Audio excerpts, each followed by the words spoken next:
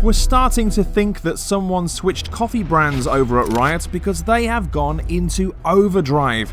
Their tactical FPS Valorant is currently in closed beta, and they've got at least 8 other projects on the go, including a fighting game, an RPG, and even an animated series. Next on its jam-packed slate, however, is Legends of Runeterra, a collectible card game set in the League of Legends universe. Cool, another CCG, we hear you sigh. But sigh not, cynic, because Riot feels your pain.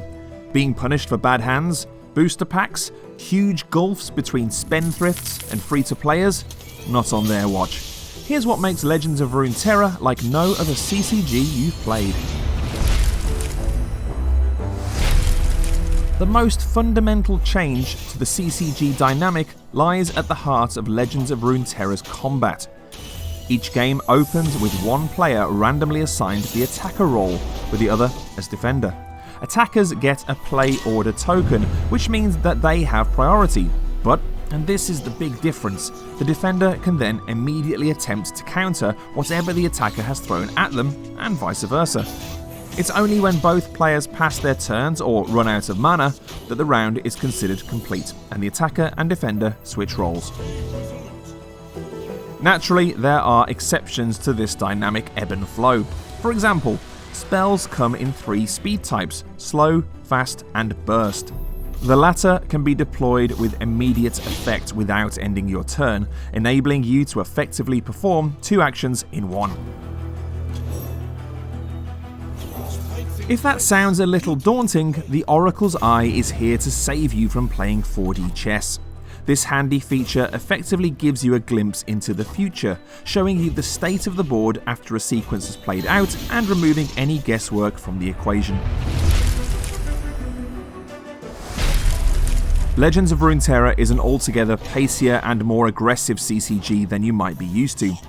Case in point, summoning sickness, that is the inability to use a freshly summoned character to attack or defend, does not exist in this dojo. Little wrinkles like this challenge the CCG status quo without ever feeling gratuitous. Another example that illustrates this thoughtful disruptiveness is its approach to mana. Typically, the classic system can feel punitive if you're dealt a bad hand, but here you're given the opportunity to funnel a maximum of 3 unspent mana into a reserve that can then be used on spells in the next round. It all serves to put the emphasis on strategy over luck, and leaves players feeling that the balance of power could shift at any given moment.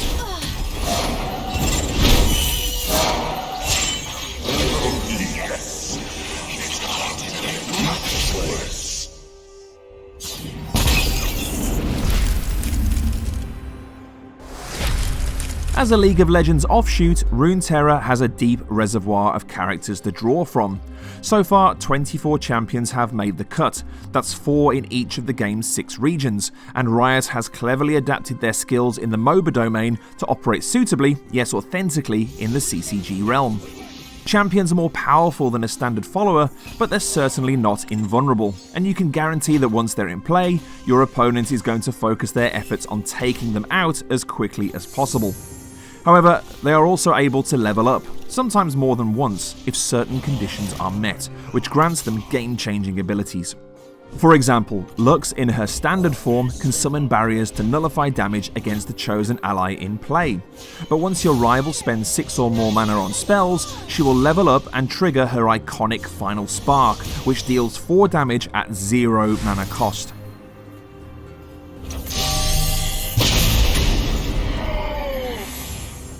It is, however, impossible to have duplicates of the same champion in play. So while you can have duplicates in your deck, up to a maximum of 3, once one card is in play, the other 2 will transform into spells. Again, those spells are analogues of the champion's moves in LOL. In Lux's standard form, it's Prismatic Barrier, for example, and what you get depends on whether or not that champion has leveled up. Let's light 'em up! Of course, with nearly 150 champions to pick from, there's copious room for expansion down the line. Already, we've seen the announcement of Quinn, who can summon her faithful avian accomplice Vala into battle, just as she can in LOL. It's going to be fascinating to see who Riot brings in and how their abilities translate to this new arena of combat, not to mention how they'll continue to shift and disrupt established metas. There's a stigma attached to the phrase free-to-play, particularly among CCG fans who paid to enter the booster pack lottery and come away with yet another dud hand. Thankfully, Legends of Runeterra does away with this system entirely. Instead, you can, get this, just buy the cards you actually need to build a competitive deck. I know! You can buy cards with coins, which is the game's premium currency, or earn them using resources that you pick up in ranked play, by completing quests, or by going on expeditions, Runeterra's answer to a draft mode. You'll also earn wild cards, which come in 4 varieties: common, rare, epic, and champion. These can be exchanged for any card of corresponding rarity. That's it, no catch. A recent upheaval of the game's economy saw the removal of the cap on daily purchasable wildcards, which would have been nightmarish for free-to-players, save for the fact that the cap has also been lifted on weekly vaults. The vault is an upgradable reward system that gives you more the more you play, and can be leveled up to 13, at which point you'll continue to earn rewards for every 4500 XP you attain before the weekly reset. In short, Riot is making sure that everyone has a shot at a fair fight, and while those who spend can build their dream deck quicker, anyone can create a hand to be reckoned with if they invest enough time.